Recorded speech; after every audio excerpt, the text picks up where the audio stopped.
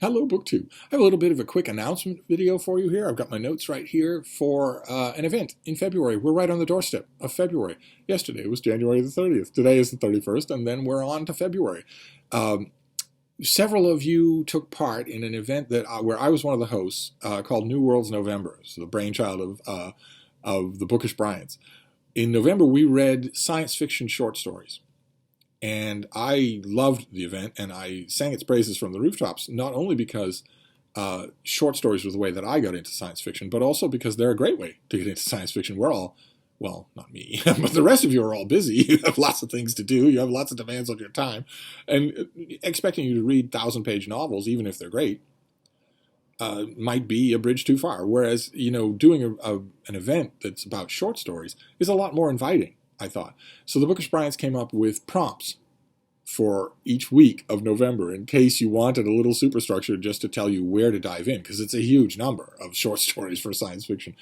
And New Worlds November was so much fun, and a lot of you seem to like it so much, that the Bookish Bryants said, FFS, let's just do it again. and hence was born February Fantasy Stories, FFS. Which is starting tomorrow and is going all through February, where we're doing the counterpart of New Worlds November only for fantasy. Which, again, a lot of you will associate with gigantic books in unending series. If you're watching The Wheel of Time on cable, then you're thinking about that series, but there are lots of others. Fantasy is sort of, thanks to J.R.R. Tolkien, it's sort of synonymous with gigantic volumes in unending series. But that isn't true anymore with fantasy than it was with science fiction. Fantasy had a rich early history in short stories. During the heyday of the pulp era, the magazine era, that was what would get you money. If you were a writer, you couldn't sell a 1,000-page fantasy novel, but you could sell, 10 stories in 2 months. And I did not encounter fantasy through short stories. Unlike science fiction, I encountered fantasy through big novels. One in particular, which I think is in the frame in this video, but still, there are tons of stories out there. So I thought we'd go through the outline of FFS, of February Fantasy Stories, so you know what's coming up. I'll leave a link to the announcement video by the Bookish Bryants. And if I remember, I'll leave a link to, we have a bunch of really good hosts, and Michael K Vaughan did a video where he does his TBR for FFS. That might be of interest too. If I remember, I'll leave a link to that as well. And this, like New Worlds November, is shorter works. So it doesn't have to be a short story. Anything under 250 pages, which is a lot of novels. There are, believe it or not, a lot of fantasy novels that would come under that heading. But for me, the emphasis really should be on short stories. You should get yourself, go online, go to Amazon, come to me, ask me. I can hunt something up for you. For anthologies. Find some anthologies. Anthologies are great because you don't know what you're going to get, and they can turn you on to authors that you'll follow the rest of their career. I am going to concentrate on short stories anyway. And the week number one, the week that we're about to start, is classic fantasy, which is, bear with me now, anything written before 1971.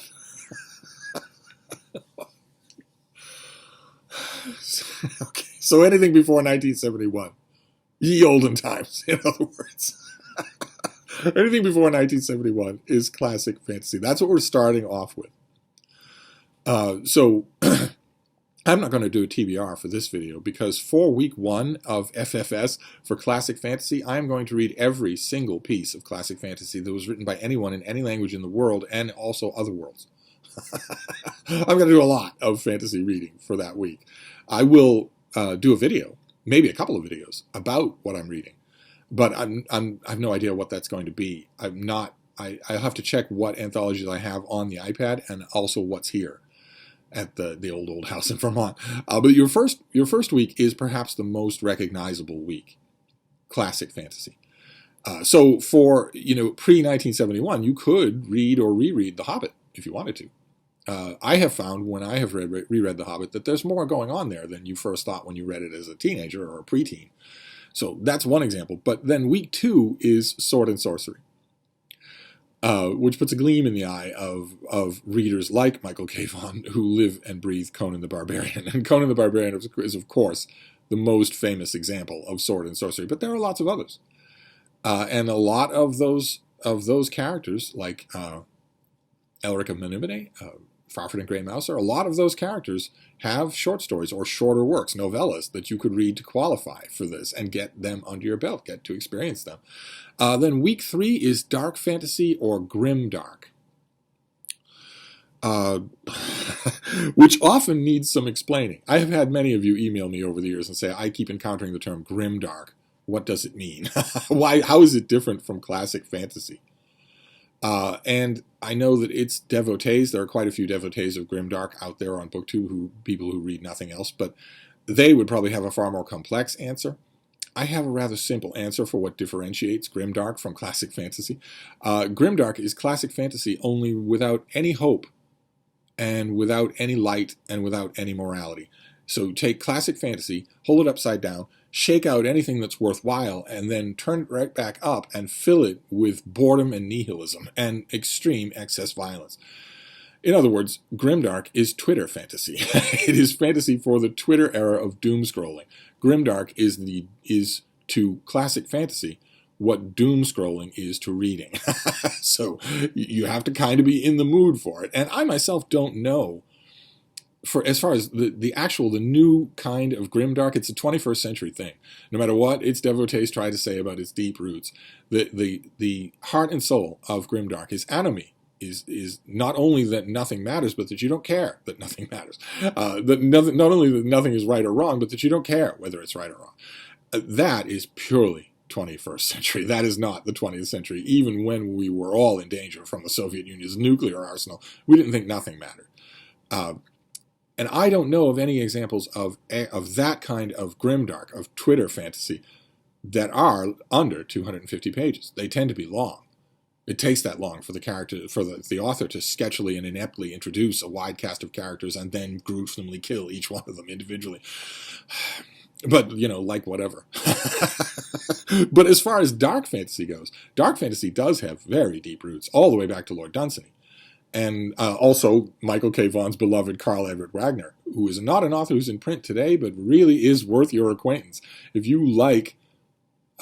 If you want well-crafted dark fantasy, Karl Edward Wagner is a good way to go. Andrew Orford is also another way to go. And the military science fiction author David Drake also wrote some dark fantasy that's quite worth your time to find. I don't know how much of this is in print. I've said many times that science fiction and fantasy, SFF, not to be confused with FFS, SFF is brutal to its forebears.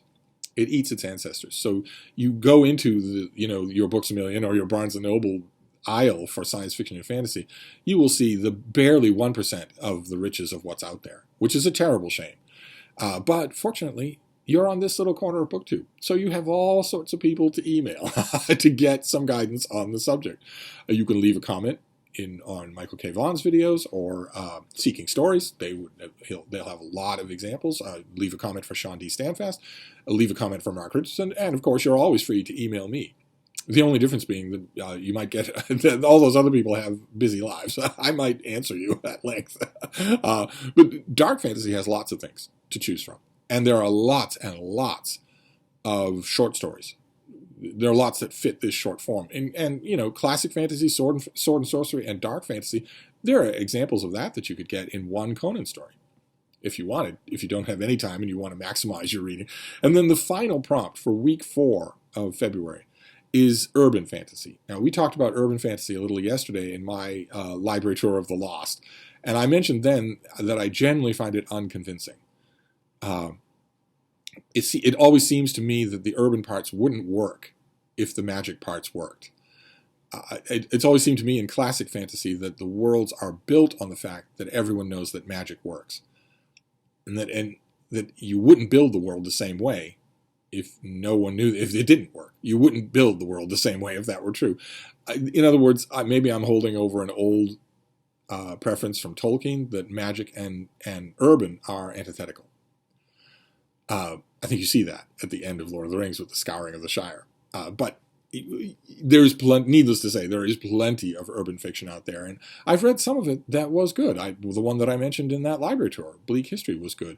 Also, there were a couple of books, The Borables and The Borables Go for Broke. I liked both of those, and urban fantasy would technically encompass vampire novels. set in the present day. And I've read a few of those that were good. In fact, now that I think about it, there are quite a few examples I've read of urban fantasy that I didn't dislike. But even so, I think for week 4 of FFS, I will experiment. I think for week 4, instead of going to something I know, I will look around for stuff that's brand new to me.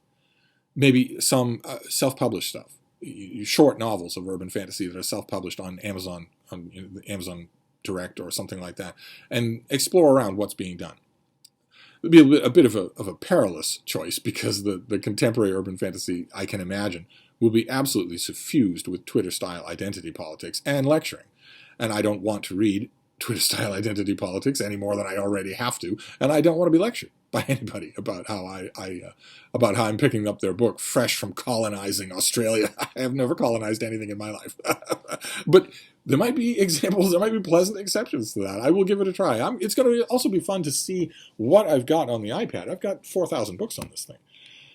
I'd be interested to see if I can, like for instance, if I needed to, could I satisfy all of these categories with books that I already have on my iPad? I'll give it a try, and I hope you give it a try too, because I heard from a lot of you that you really got a better sense of the breadth and the nature of a lot of what's out there for science fiction from New Worlds November. FFS could actually do the same thing. It could easily do the same thing. It will introduce you to a lot of people. I have no idea what my co-hosts will do for these different weeks and these different prompts, but I think you know what I will do. I am going to flood the airwaves. It's kind of what I do. So I'll be making videos about these things. So I will do my best to introduce you to new names, or to at least talk about some of the assumptions underneath these things. I always think that's fascinating. And who knows? Maybe one or two of my co-hosts would be willing to Zoom chat with me for your delectation. Possibly. We'll see. I will put out feelers and we'll see. But anyway, that's an event coming up for February. There are a bunch of other February events coming up that I've seen announcement videos for, so you're going to have to pick and choose.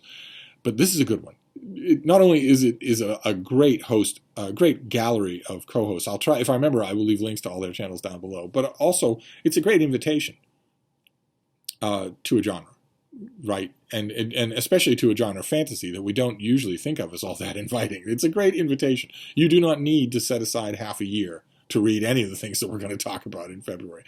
So there you go. That's an announcement video for you. I hope you'll join us. And if you are interested in joining us, feel free to let me know in the comments what you're thinking about reading for any of these prompts. I would love to hear it. But anyway, I'm going to wrap this up, and I'll be back. Thank you, too.